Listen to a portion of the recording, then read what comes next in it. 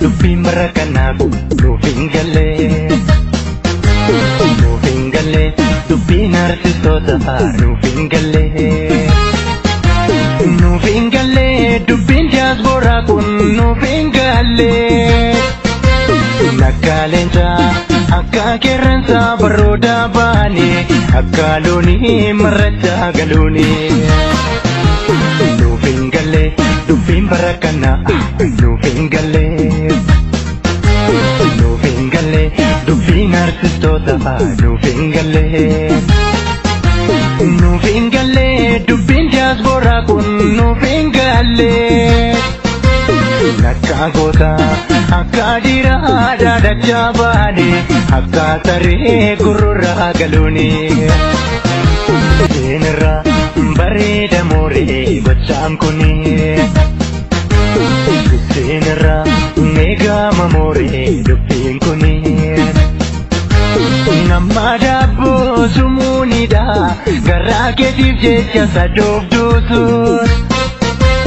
Lafee gootota irra sarkaanfattee dhiiga barattoota keenyaa nyaattuun. Maqaa gaarii seenaa boonsaa Oromoon si beeku si jaallatuun.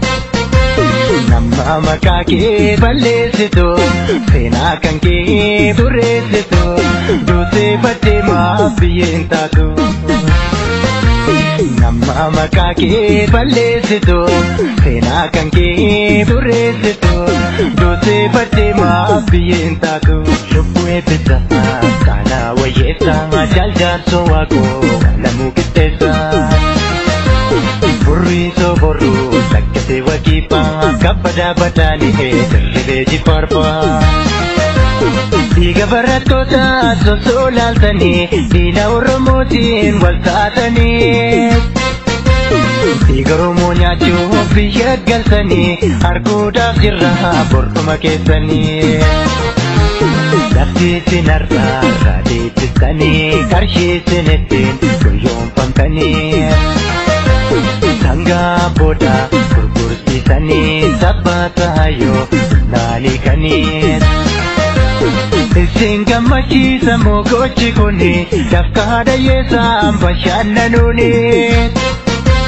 Maqaan festiitiin nu saamuuni diina Oromootiin wal taatanii. Beekna garreerraa hin guyyuun hundaa barreerraa. Osoo nyaattanii osoo dhugdanii jireenya qananii osoo jiraattanii akkamiin jagattu kan maakalaawwiif qaallitti jiranii ifa aduu arguudhaaf hoggayyuu hawwanii. Kachana saba Oromoo kan bosona jiru wabookoo akkamiin dagattu kan beelaa fi dheebuu qorraan dararamu. Silkaan isin har'attiin farsoo keessan dhugdanii nyaapa waliin teessanii kolfaa cooma murtanii. Ija keessaniin imimmaan fooniif lafee keessaniin dhiiga bu'aa turtanii. Kaayyoo manaa baatanii haga galmaan hin ga'ini. Kaleessa gaarii hojjettanii har'a yoo dhugantanii. Garaan keessan osoo beeku kan dharaa farsitanii. Qahawwaa mana keenyaa kan beeku diinni hamaan isinii. Lafee jaallanii irra tarkaanfattanii. Dhiiga barattootaa sareedhaaf dhiistanii. Goota akka elemoo abboo boruu dinnee. Kullanii fayyaantuu laggatee faadhamnee. Dhugaa rabbiiti waliin dhiisnu maaf haadhoo kiyyan.